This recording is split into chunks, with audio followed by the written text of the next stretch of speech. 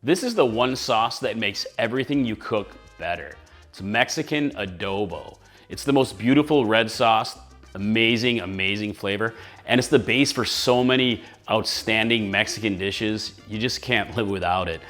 And you can have it done in 30 minutes. So let me show you how to make it.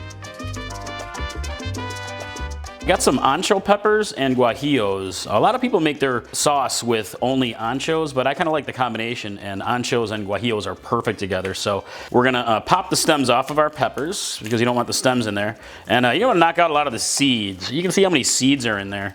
A lot of times you can just break these open and just kind of knock the seeds right out. You see how easily those pop out?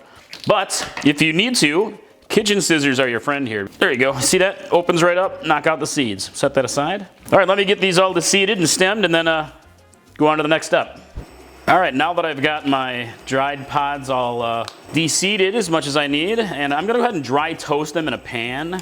And dry toasting them actually kind of activates some of the oils in the skins, and it brings a fragrant quality to it. It just makes the overall sauce a little bit tastier to me. And you don't need any oil, just do a dry toast. And you don't need a long time. You only need like maybe 2 to 3 minutes tops to kind of activate those oils and soften them just a touch.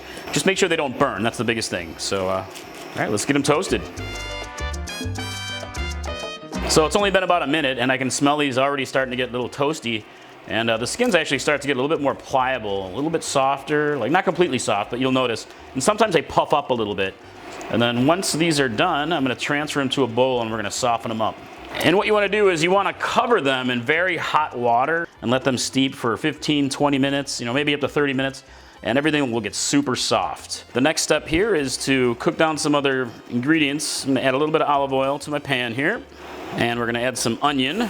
And the onion softened up, I'm gonna add some garlic, and gonna cook it down 30 seconds, maybe a minute, until you can smell that gorgeous garlic blooming. Fills the room with deliciousness. Next, we're gonna add some tomato paste. And you can use fresh tomatoes if you wanna make it that way, but tomato paste is just super concentrated, and you're gonna get a big flavor boost. And I'm gonna add my seasonings right away to kind of let them bloom a bit. So I've got some cumin, Mexican oregano, cinnamon, and a bit of salt and pepper. I'm gonna mix this up. And these are just the ones that I prefer. And I'll have on the post some alternative seasonings that you can use, like clove or nutmeg or allspice. So I'm just gonna cook this down for about a minute to kind of let those flavors start to bloom a bit. And I'm gonna add some water. Got about a half a cup here. Swirl it all up, my friends. And then we're just gonna let it simmer for a little bit. You don't want it to reduce too much. I just want it to simmer. So I'm gonna turn my heat down.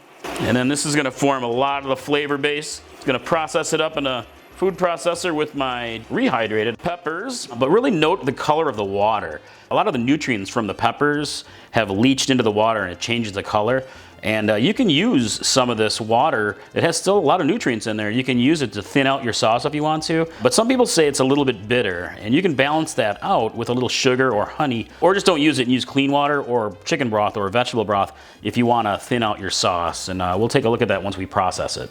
I've got my food processor set up here.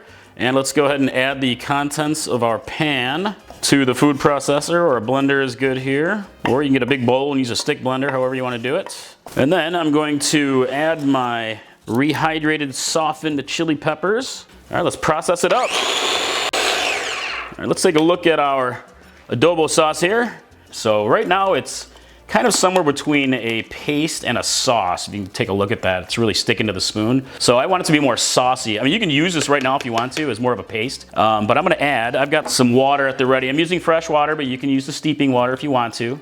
Give it another process, thin it out a little bit. You can use broth as well. All right, just take a look, Getting more sauce-like. So I think I wanna add a little bit more water. I'm just gonna add, maybe another quarter cup.